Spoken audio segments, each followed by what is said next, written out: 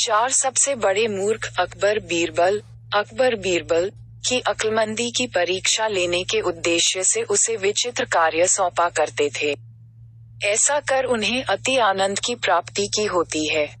एक दिन दरबार में राजकीय कार्यवाही के मध्य अचानक अकबर बीरबल से बोले, बीरबल, इस राज्य के चार सबसे बड़े मूर्खों को हमारे सामने हाजिर करो। हम तुम्हें 1 महीने का समय देते हैं। तुरंत इस काम में लग जाओ।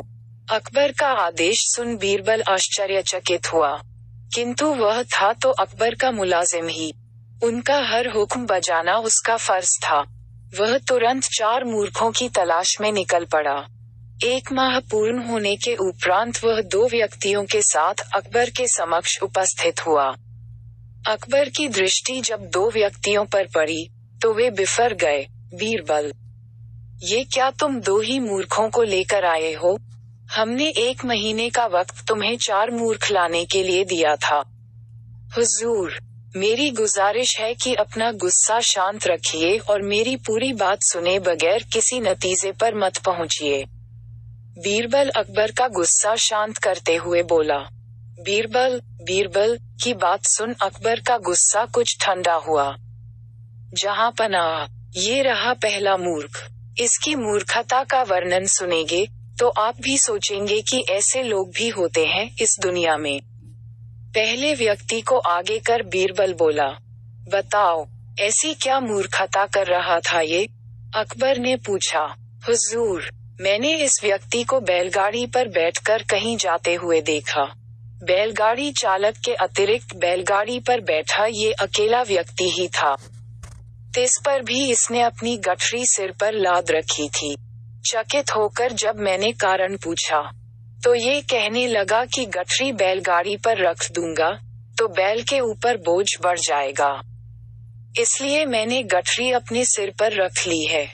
अब इसे मूर्खता नहीं कहेंगे तो क्या कहेंगे? पहले व्यक्ति की मूर्खता का किस्सा सुनकर अकबर के चेहरे पर मुस्कुराहट तैर गई। फिर बीरबल ने दूसरे व्यक्ति को आगे किया और बोला, जहां पनाह, ये आदमी तो इससे भी बड़ा मूर्ख है। एक दिन मैंने देखा कि ये अपने घर की छत पर भैंस लेकर जा रहा है।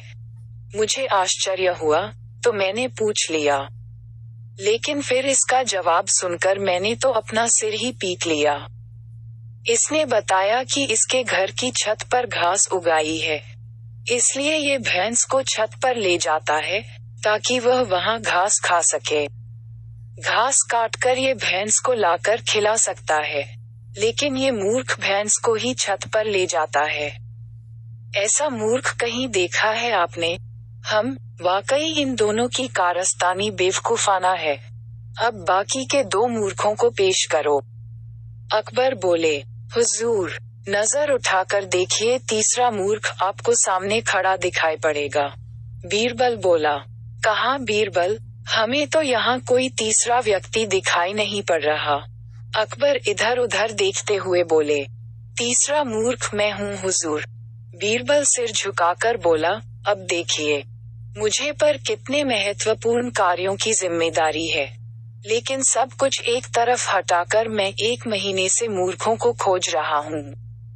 ये मूर्खता नहीं तो और क्या है? बीरबल की बात सुनकर अकबर सोच में पड़ गए। फिर बोले, और चौथा मूर्ख कहाँ है बीरबल? गुस्ताखी माफ हुजूर, पर चौथे मूर्ख आप हैं। आप हिंदुस्तान के शहंशाह हैं।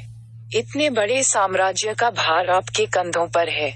प्रजा के हित के जाने कितने कार्य आपको करवाने हैं, लेकिन उन सबको दरकिनार कर आप 1 महीने से मुझसे 4 मूर्खों की तलाश करवा रहे हैं। तो चौथे मूर्ख आप हुए ना? कहते हुए बीरबल ने अपने कान पकड़ लिए।